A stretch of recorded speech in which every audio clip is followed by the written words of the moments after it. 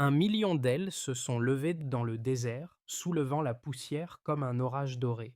Là où la sécheresse condamnait la terre, une armée d'oiseaux a remplacé les chars, défiant la logique et la peur.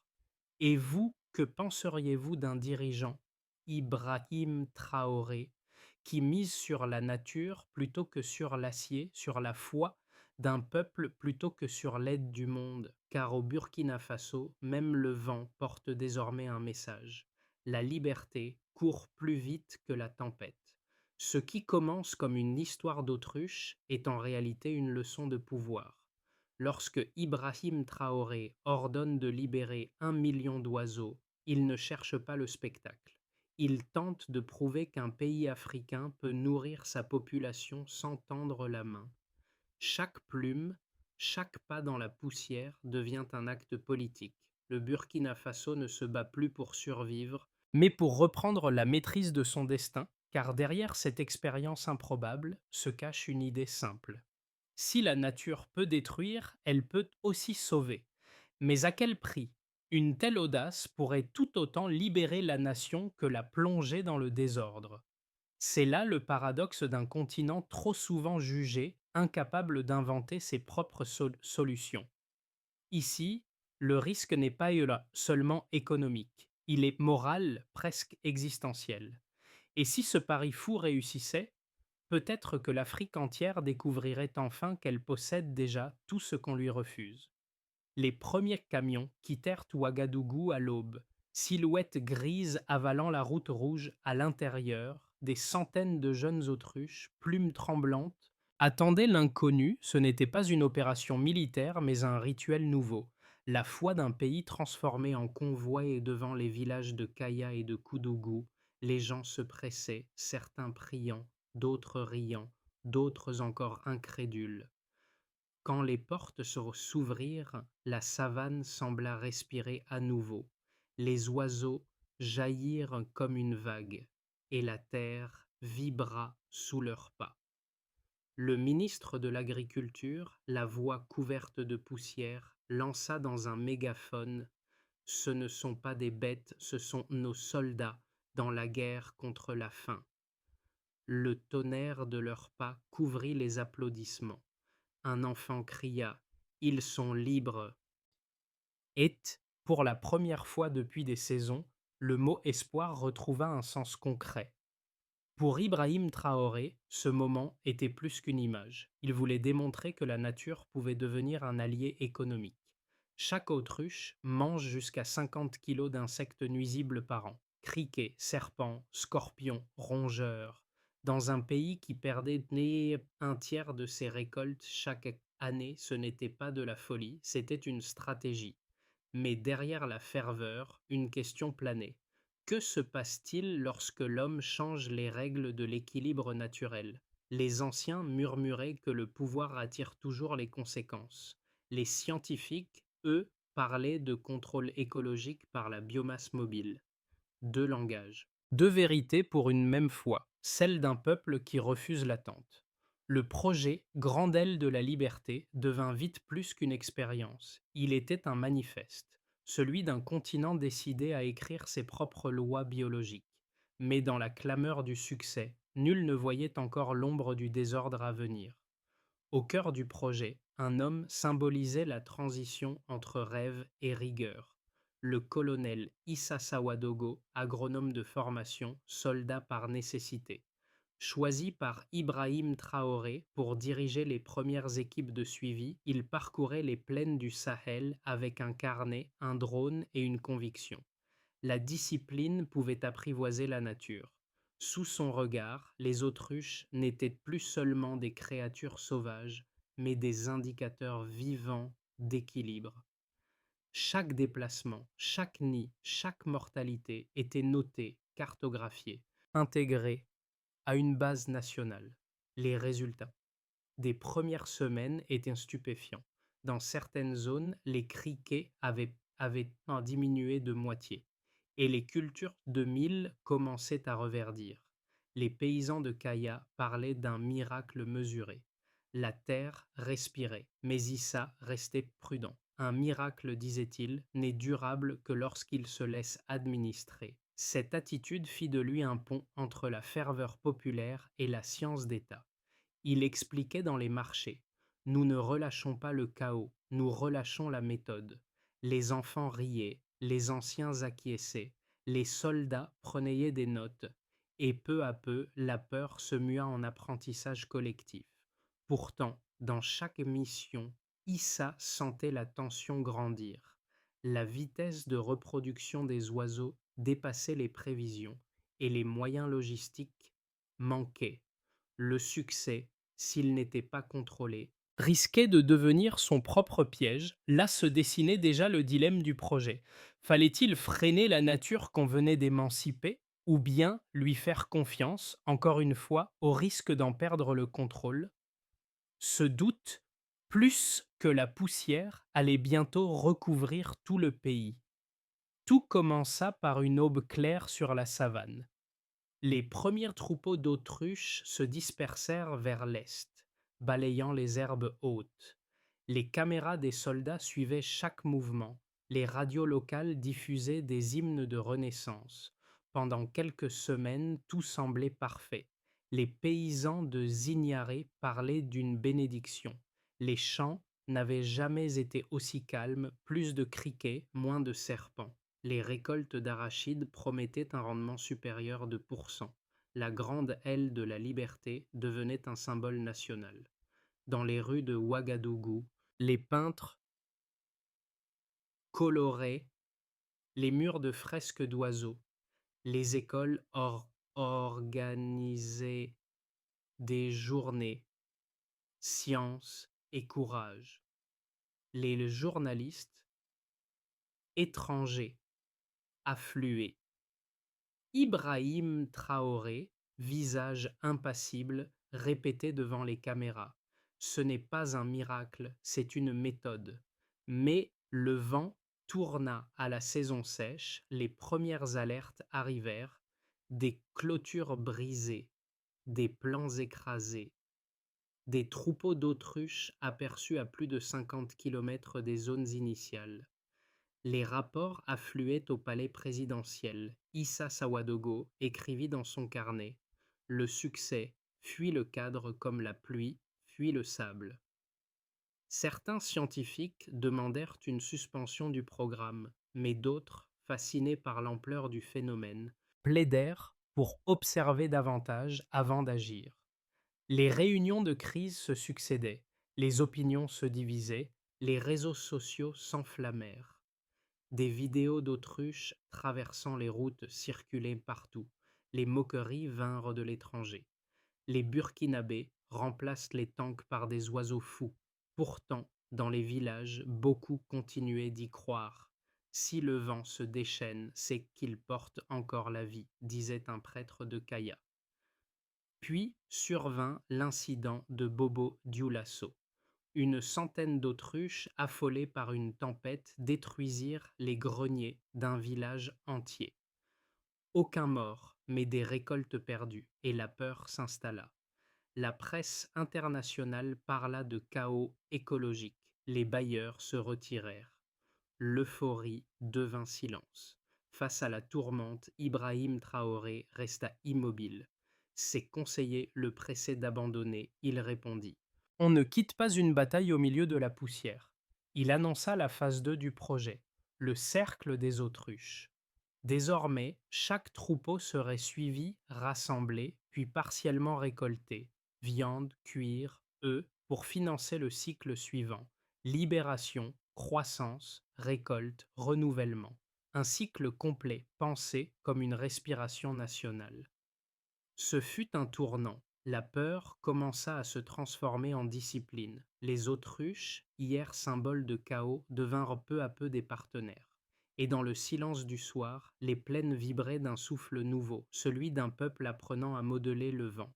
Quelques mois après la mise en œuvre du cercle des autruches, les premiers chiffres tombèrent. Ils furent d'abord accueillis avec méfiance, puis avec stupeur. Là où la presse étrangère annonçait un fiasco, les données racontaient une autre histoire. D'abord, la production alimentaire, Les relevés du ministère de l'Agriculture montraient une hausse moyenne de pourcent des rendements dans les régions participant au cycle. Chaque troupeau d'environ oiseaux réduisait de près de tonnes par an la présence d'insectes nuisibles. Les chercheurs expliquaient que les autruches, en éliminant criquets et rongeurs, permettaient au sol de se régénérer naturellement. Un ancien de Kaya résumait: L'âme des Là où l'on voyait des plaies, la terre respire à nouveau. Ensuite, l'économie locale. En un an, la filière du cuir d'autruche généra millions de dollars d'exportation. Les ateliers de Ouagadougou employaient plus de artisans, dont la moitié de femmes. Les œufs géants, vendus sur les marchés, nourrissaient une famille entière pour moins de 2 dollars. Les recettes fiscales issues du programme représentaient déjà % du budget agricole national. Un chiffre modeste, mais symbolique, la terre commençait à financer son propre avenir. Enfin, la nutrition. Selon une enquête conjointe menée par l'OMS et l'université de Bobo-Dioulasso, la carence en protéines animales chuta de % dans les zones rurales couvertes par le projet. Dans certaines écoles, la viande d'autruche remplaçait désormais les rations importées. Un instituteur raconta: il disait que ces oiseaux nous détruiraient, au lieu de cela, ils nourrissent nos enfants. Mais au-delà des chiffres, c'est la perception du possible qui changeait. Ibrahim Traoré parlait de souveraineté par la connaissance. Il rappelait que le progrès n'est pas né des dons, mais de la discipline collective. Si nous contrôlons la nature sans la dominer, disait-il, alors nous aurons gagné plus qu'une récolte. Nous aurons gagné le respect du sol. Les observateurs étrangers commencèrent à réviser leurs analyses. Les sceptiques d'hier reconnaissaient une réussite inattendue. Certains médias titraient l'expérience africaine qui a défié la faim. Pourtant, dans les bureaux du gouvernement, les analystes restaient vigilants. Les modèles climatiques prévoyaient des sécheresses plus longues et des migrations d'espèces nouvelles. Chaque progrès pouvait être annulé par un seul été trop sec. Et c'est dans ce fragile équilibre qu'apparaissait la grandeur du pari, le courage d'un pays qui, face au risque, choisit d'apprendre au lieu de reculer. Les critiques ne tardèrent pas à revenir. Pour chaque succès mesuré, une voix s'élevait pour dénoncer le danger. Les défenseurs du projet y voyaient une révolution écologique africaine. Ses opposants, une bombe à retardement. D'un côté, les partisans de Ibrahim Traoré affirmaient que le programme prouvait la capacité du continent à inventer ses propres modèles. Ils rappelaient que l'initiative avait réduit la dépendance alimentaire, créé des emplois et restauré la confiance. L'Occident, disait un économiste burkinabé, nous a appris à craindre la nature. Traoré nous apprend à la comprendre. Pour eux, chaque aile battue symbolisait une victoire politique, celle d'un peuple qui ose corriger le déséquilibre laissé par des décennies de dépendance. De l'autre côté, les environnementalistes mettaient en garde. Le succès immédiat ne garantit pas la durabilité. Ils craignaient une surpopulation d'autruches, des conflits d'usage des terres et une fragilisation des écosystèmes. Un rapport d'experts évoquait déjà la perte de % des pâturages naturels dans certaines zones. Pour ces chercheurs, le gouvernement jouait avec la stabilité climatique d'un territoire déjà vulnérable. On ne remplace pas un désastre par une improvisation organisée, lançait un analyste européen.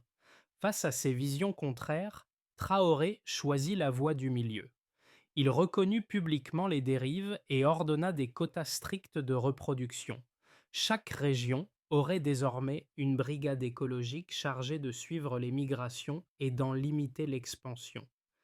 C'était une réponse à la fois politique et scientifique, un compromis entre audace et prudence.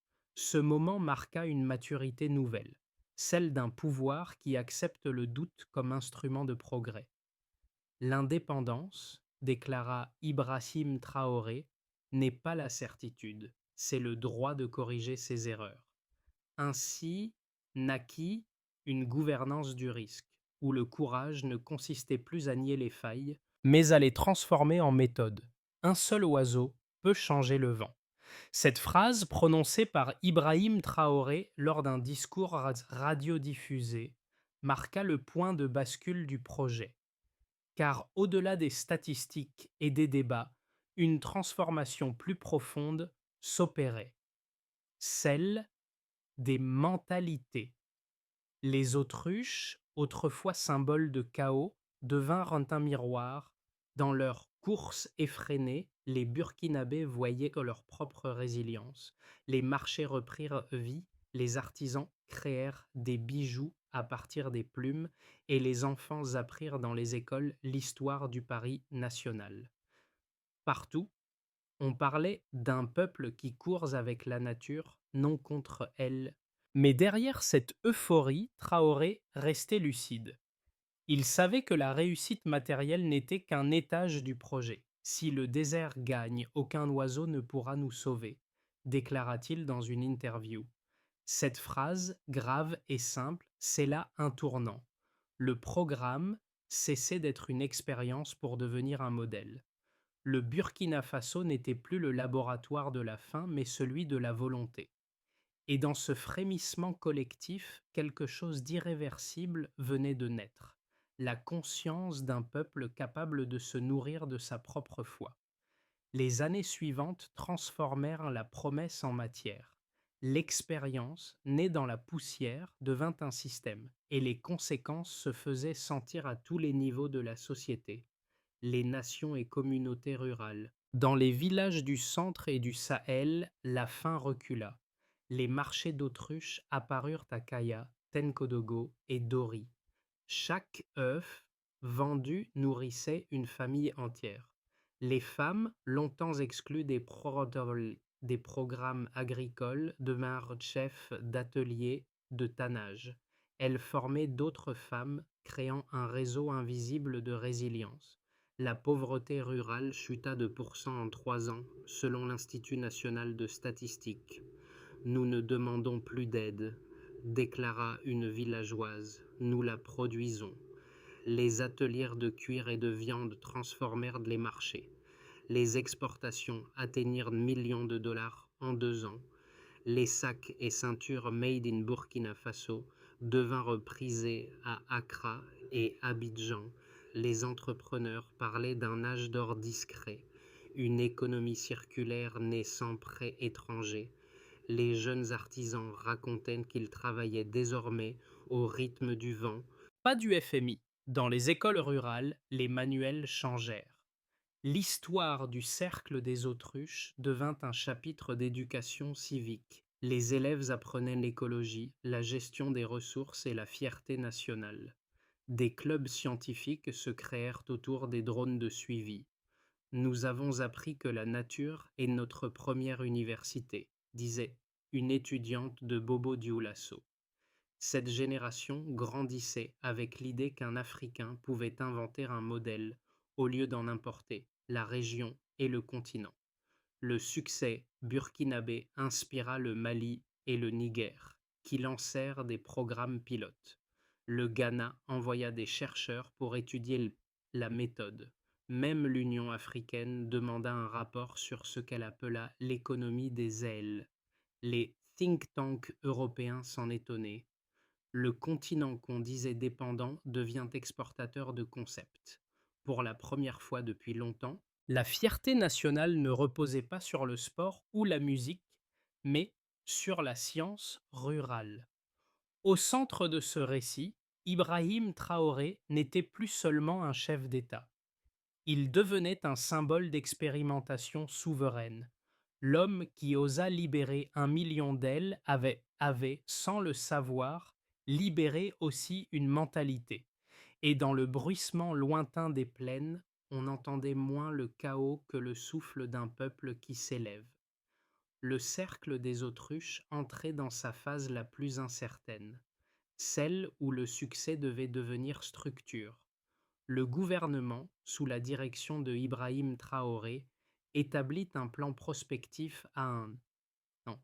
Trois trajectoires furent envisagées, une prudente, une ambitieuse, une risquée.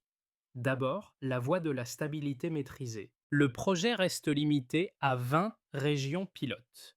Les cycles de récolte et de reproduction sont calibrés avec l'appui des brigades écologiques. Les chiffres se maintiennent. Croissance agricole autour de +%, emploi rural en hausse de %. Les revenus restent modestes mais constants. Le Burkina Faso consolide sa réputation de laboratoire africain de résilience. Ce scénario privilégie la prudence et l'équilibre entre écologie et économie. Puis, une perspective d'expansion régionale. Porté par le succès intérieur, le pays attire des partenariats du Mali, du Ghana et du Niger. Un corridor commercial s'ouvre vers le golfe de Guinée pour exporter viande, cuir et œufs. Les recettes pourraient doubler, atteignant millions de dollars d'ici la fin de l'année suivante. Traoré mise alors sur une intégration par la nature, une coopération africaine fondée non sur les traités, mais sur les biomes partagés. Ce scénario repose sur la confiance du marché et l'unité régionale. Enfin, la menace de la dérive climatique. Si les pluies s'affaiblissent et que les températures dépassent les moyennes prévues, la pression sur les sols deviendrait critique. Une sécheresse prolongée pourrait réduire de la disponibilité en eau, fragilisant les troupeaux. Les tensions locales sur les terres réapparaîtraient, rappelant les anciennes fractures rurales. Dans ce cas, le projet devrait être suspendu ou régionalisé à nouveau.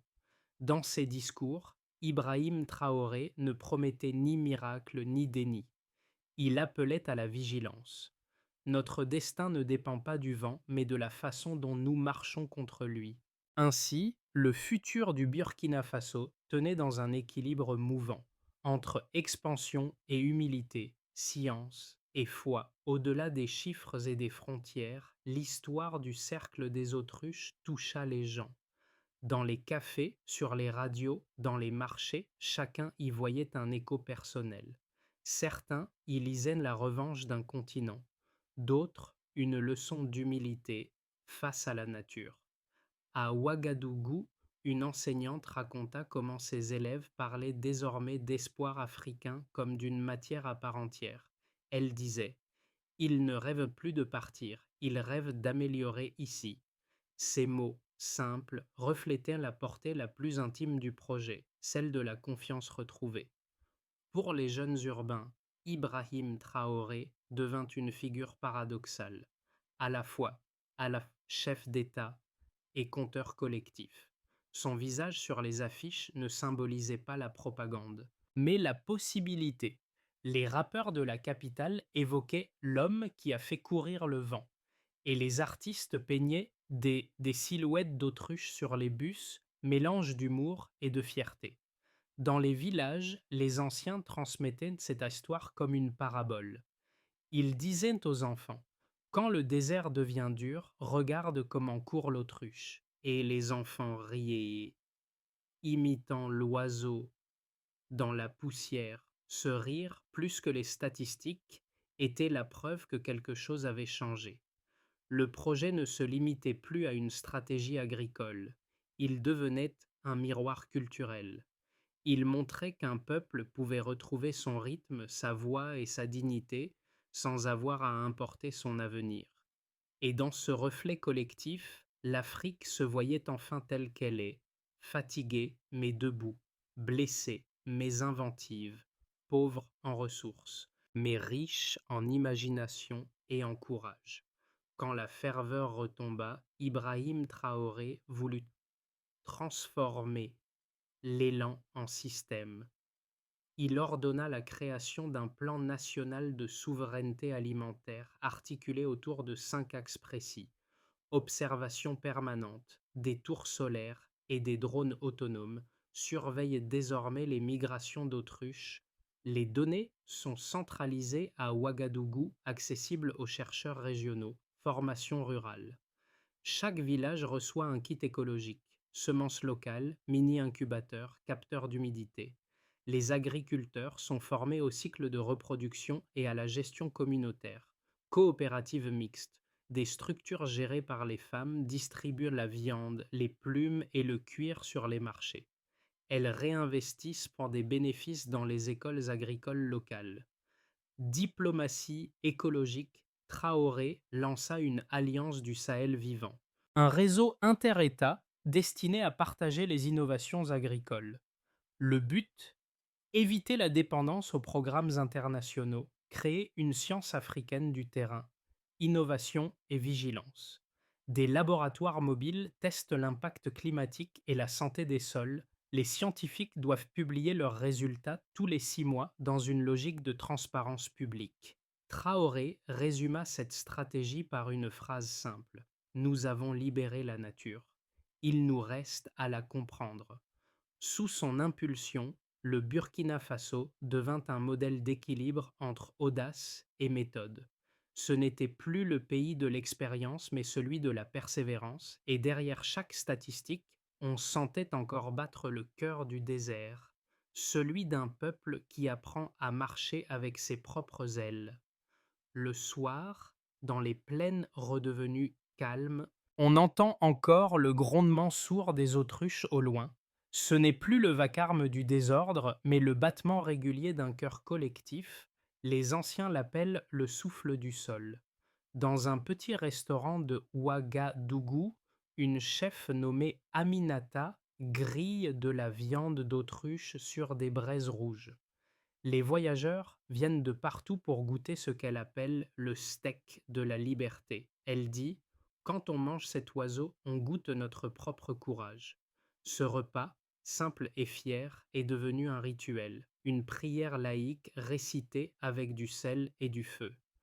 Pour Ibrahim Traoré, c'est là que réside la victoire, pas dans les chiffres ni dans les trophées, mais dans cette certitude silencieuse que son peuple sait maintenant se nourrir de ses propres mains. Il n'a pas changé le désert, il a changé la manière dont les Burkinabés le regardent. Et quand la nuit tombe, les silhouettes des autruches se confondent avec les étoiles. Elles courent encore, rapides et dignes, messagères d'un pays qui a appris à transformer le vent en avenir. L'histoire du cercle des autruches ne se clôt pas ici. Elle continue dans chaque main qui sème, dans chaque regard tourné vers la terre, car le véritable héritage de Ibrahim Traoré n'est pas un programme, mais une posture, celle de refuser la peur, même quand le monde doute. Si le désert peut redevenir fertile, alors peut-être que les esprits le peuvent aussi. Et si un oiseau géant peut devenir un symbole d'équilibre, alors une nation entière peut renaître sans permission. Le Burkina Faso n'a pas simplement nourri son peuple. Il a rappelé au monde que la dignité pousse là où l'on ose planter l'espoir. Ce message n'appartient pas qu'à l'Afrique.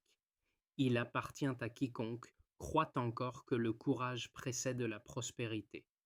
Alors, regardez autour de vous, dans votre ville, votre champ, votre école, qu'est-ce qui attend d'être libéré? Peut-être qu'un simple geste, aujourd'hui, peut devenir votre propre cercle d'ailes. Et si cette histoire vous a touché, partagez-la, car les idées, comme les oiseaux, ne volent jamais seules.